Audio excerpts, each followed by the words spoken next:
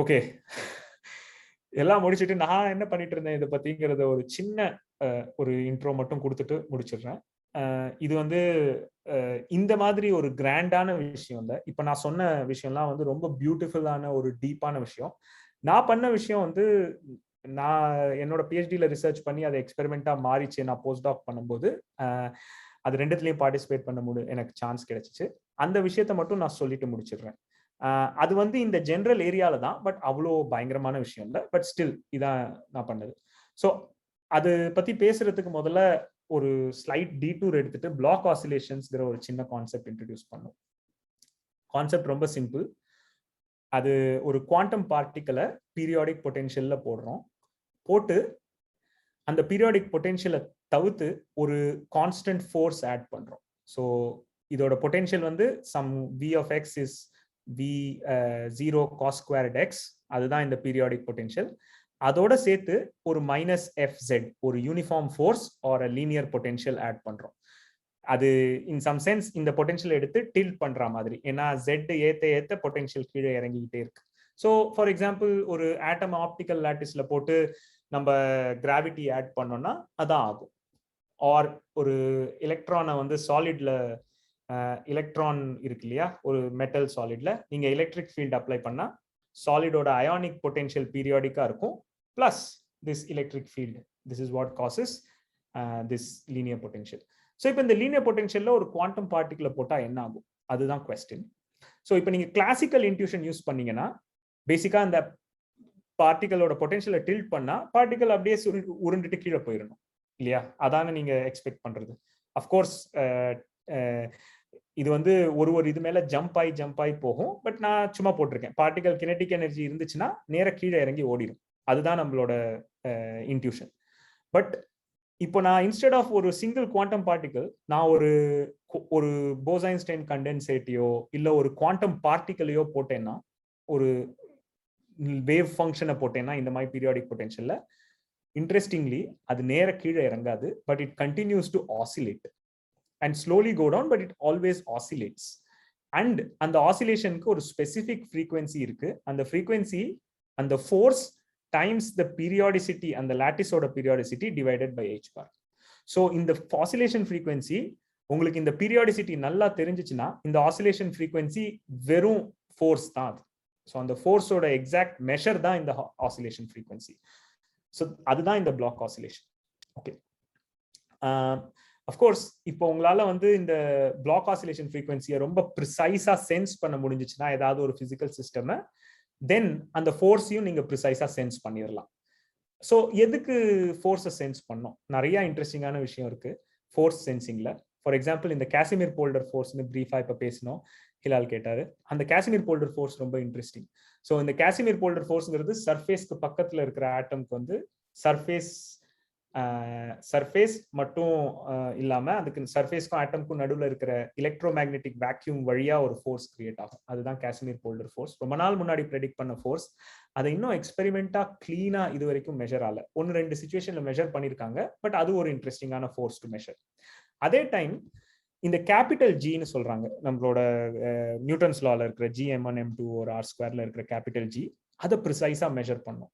ஏன்னா ரொம்ப இன்ட்ரெஸ்டிங்லி இருக்கிற ஃபண்டமெண்டல் கான்ஸ்டன்ட்ஸ்ல இந்த ஜியோட மெஷர்மெண்ட் இஸ் இருக்கிறதுலேயே ரொம்ப கம்மி அக்யூரசி உள்ள மெஷர்மெண்ட். ப்ரிசிஷனோட அக்யூரசி ரொம்ப கம்மி. ஒரு பாஸ்ட் ஒரு 20-30 வருஷமா நீங்க ஜியோட வேல்யூவோட என்ன எக்ஸாக்ட் வேல்யூ நீங்க பாத்தீங்கன்னா, அதோட ஒரு as a function of time பாத்தீங்கன்னா நிறைய ஃபிளக்சுவேஷன்ஸ், ஒரு எக்ஸ்பெரிமெண்ட்டும் வேற ஆன்சர் கொடுக்கும். ஸோ ஜியை ப்ரிசைஸா அண்ட் அக்யூரேட்டா மெஷர் பண்றதுங்கிறது ஒரு ரொம்ப இன்ட்ரெஸ்டிங்கான விஷயம். ஃபைனலா இந்த மாதிரி ஃபோர்ஸஸ்லாம் நீங்க மெஷர் பண்ணீங்கன்னா, சம்டைம்ஸ் ஒரு பெரிய ஹெவி ஆப்ஜெக்ட்டுக்கு ரொம்ப கிட்ட நீங்க கொண்டு போயிட்டே இருந்தீங்கன்னா ஒரு குவாண்டம் பார்ட்டிகலை, and you measure gravity, you measure force due to gravity. ஒரு சில ஹை எனர்ஜி பிசிக்ஸ் தியரிஸ்ல என்ன சொல்றாங்கன்னா, இந்த மைக்ரான் ஸ்கேலுக்கு கீழே போனோம்னா இந்த Newton's law of gravitation modify பண்ண வேண்டிய அவசியம் இருக்கும் அப்படின்னு சில high energy physics theory predict பண்ணுது. ஃபார் எக்ஸாம்பிள் ஸ்ட்ரிங் தியரியில இருந்து சில பேர் ப்ரெடிக்ட் பண்ணிருக்காங்க, இந்த மாதிரி ஒரு low energy effect of a quantized version of gravity is just to change இந்த நியூட்டன்ஸ் லா சேஞ்ச் பண்ணணும். அது ஒரு of course it's prediction is a bit fringe prediction, but still இது வரைக்கும் நிறைய பேர் ட்ரை பண்ணியிருக்காங்க sub millimetre ஸ்கேல்ல Newton's law change ஆகுதா அப்படிங்கிறது.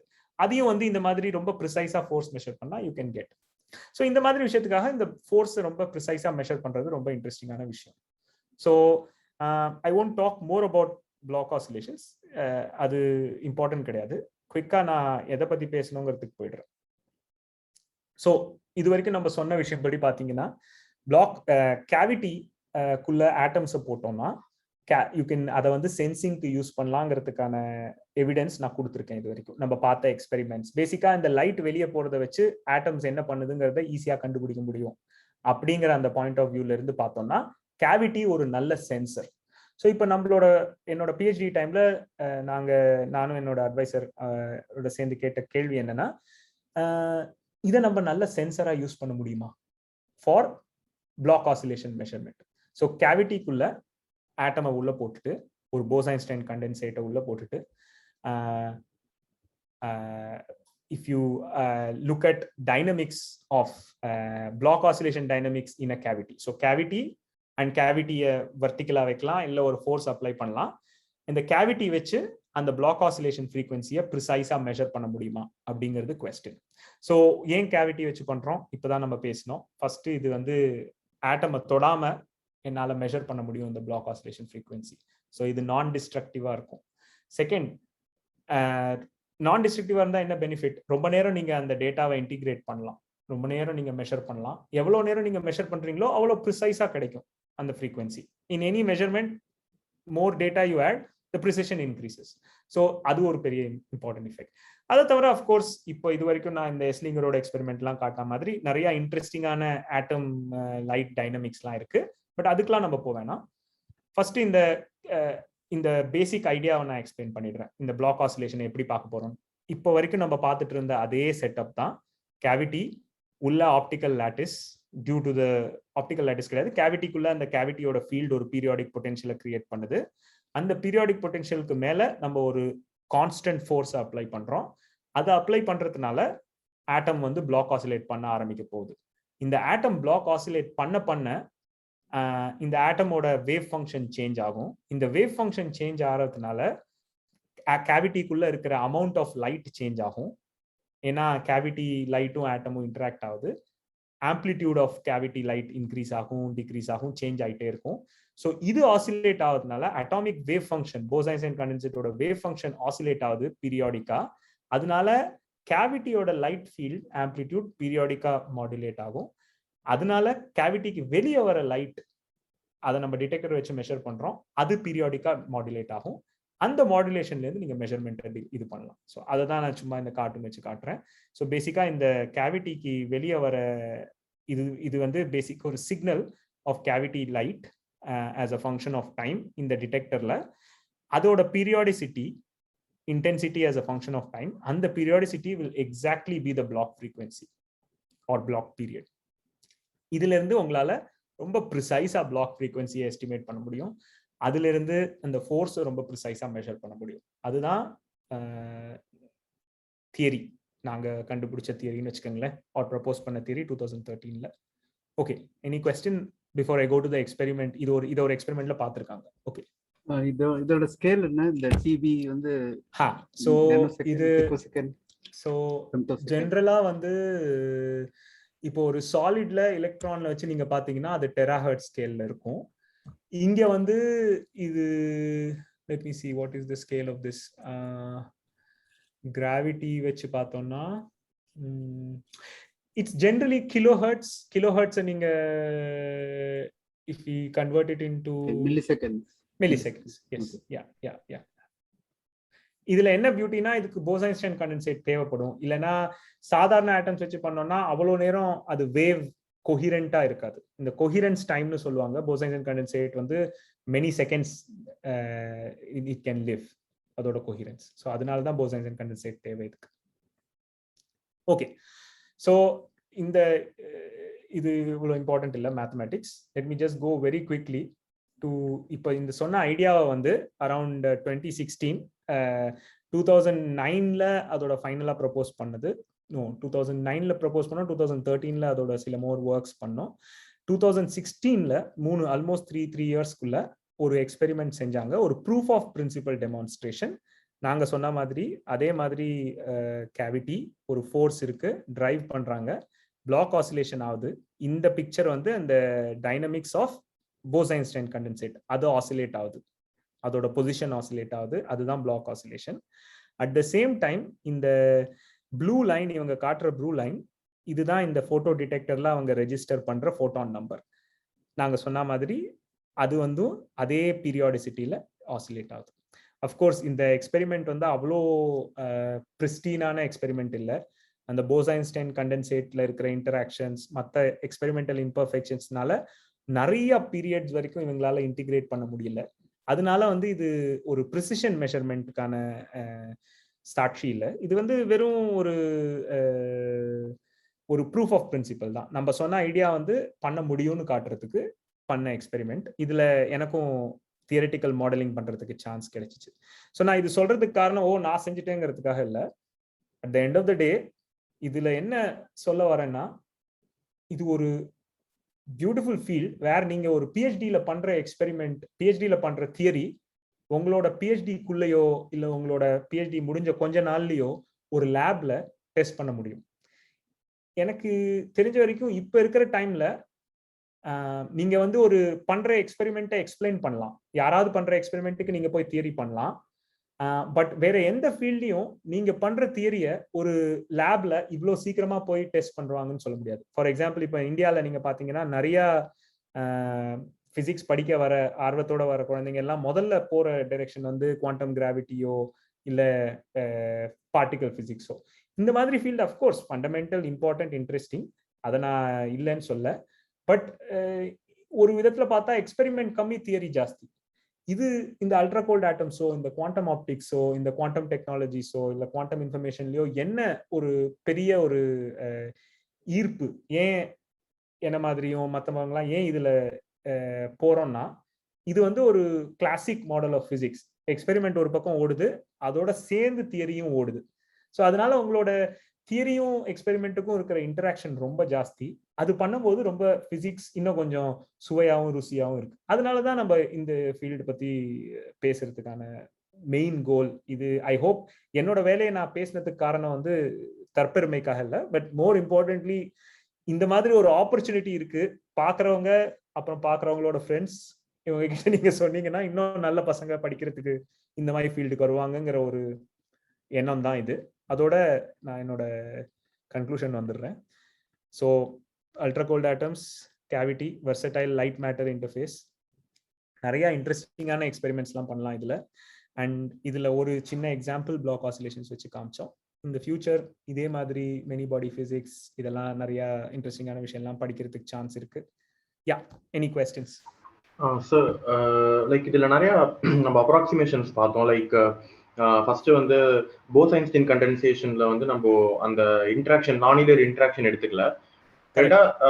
அதே மாதிரி நம்ம வந்து ஃபீல்ட் ஆபரேட்டர் வந்து நம்ம வேவ் ஃபங்க்ஷனோட ஈக்குவேட் பண்ணோம், பாகோவ்-லிபோவ் அப்ராக்சிமேஷன். கரெக்ட்.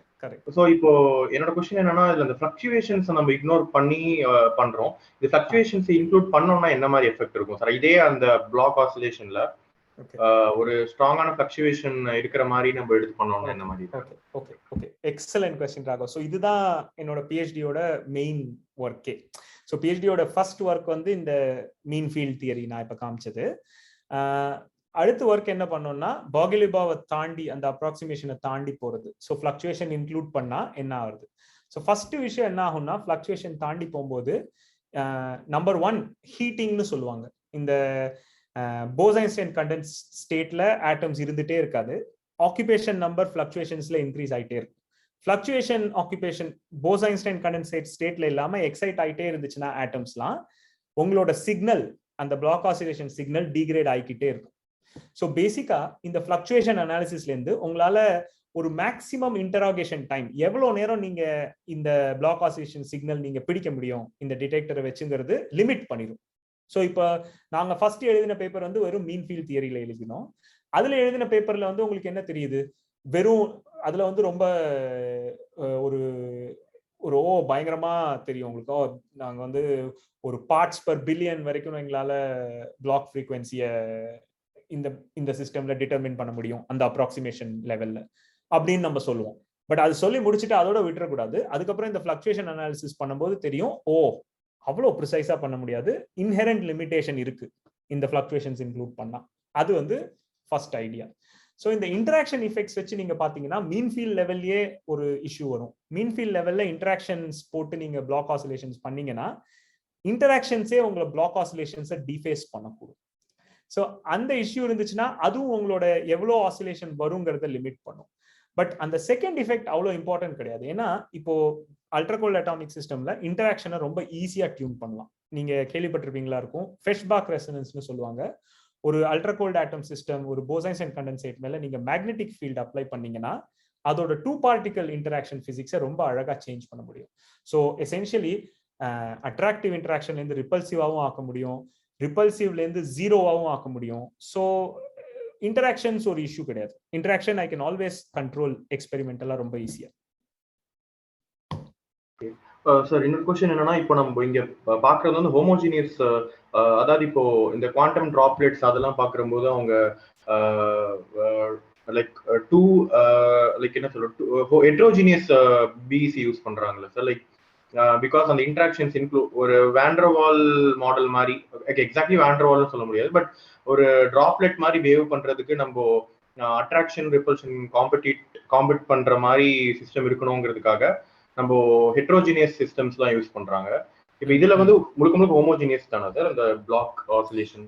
இது ஆக்சுவலா இது கம்ப்ளீட்லி நான் இன்டராக்டிங் சிஸ்டம். நான் பார்த்த வரைக்கும் இப்போ நான் பண்ண அந்த பிளாக் ஆசிலேஷன்ல இன்ட்ரெஸ்டிங்லி இனஃப் நான் டைரக்ட் இன்டராக்ஷன்ஸ் எதுவுமே இன்க்ளூட் பண்ணல. அஃப்கோர்ஸ் நீங்க டைரக்ட் இன்டராக்ஷன்ஸ் இன்க்ளூட் பண்ணாட்டினாலும் கேவிட்டி எப்பவுமே உங்களை வந்து ஒரு இன்டியூஸ்ட் இன்டராக்ஷன் இருக்கு, அதை நான் எடுக்கல இந்த சிஸ்டம்ல இருந்து. ஸோ நீங்க கேட்குற இந்த டிராப்லெட் பிசிக்ஸோ இல்லை இன்டராக்ஷன் காம்படிஷன் வித்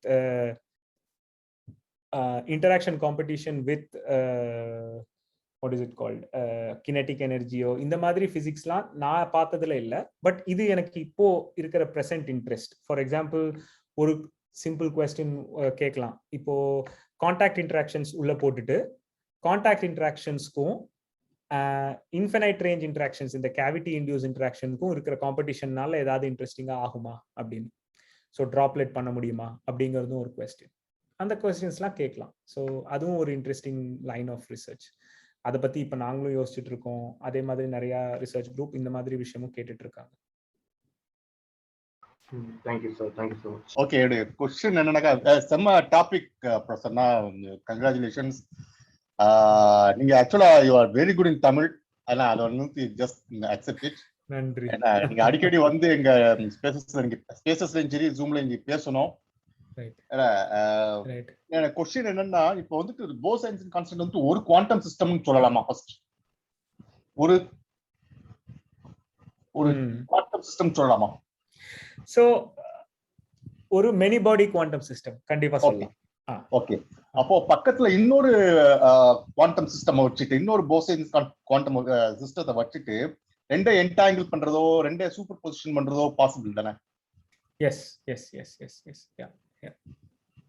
அந்த மாதிரி எத்தனை லெட்ஸ் கால் இட் கியூபிட்ஸ், எத்தனை கியூபிட்ஸ் பண்ணிருக்காங்க இது வரைக்கும் ஏதாவது? ஸோ இது ரொம்ப இன்ட்ரெஸ்டிங்கான கொஸ்டின். ஸோ இப்போ நான் வந்து என்னோட டாக்ல ஒரு இந்த ரெம்பேன் ஒரு குரூப் காமிச்சிருந்தேன். அவங்க தான் இந்த ரபி டப்லெட்டோட எக்ஸ்பெரிமெண்ட் காமிச்சிருந்தேன். இந்த சிங்கிள் ஆட்டம் இன் கேவிட்டி பண்ணாங்க. ஸோ அவங்களோட ஒரு லாங் டேர்ம் கோல், அவங்களோட ரிசர்ச் கோல் என்னன்னா, அவங்க என்னெல்லாம் பண்ணிட்டு இருந்தாங்கன்னு சொல்லிடுறேன். ஃபர்ஸ்ட் வந்து ஒரு ஆட்டம் வச்சாங்க ஒரு கேவிட்டிக்குள்ள, இன்னொரு கேவிட்டி செஞ்சு அதுக்குள்ள இன்னொரு ஆட்டம், ஒரு சிங்கிள் ஆட்டம் வச்சாங்க. இந்த ரெண்டு ஆட்டமும் ரெண்டு டிஃப்ரெண்ட் கேவிட்டிஸ்ல ஒரே லேப்ல ஆர்டர் ஆஃப் மீட்டர்ஸ் டிஸ்டன்ஸ்ல என்டாங்கிள் பண்ணிருக்காங்க. சோ இதுதான் இந்த கிம்பிள் சொல்ற குவாண்டம் இன்டர்நெட்னு சொல்லிட்டு இருக்காங்க. அதோட ரெண்டு நோட் பண்ணிருக்காங்க. அட் த சேம் டைம் எனக்கு இது என்னோட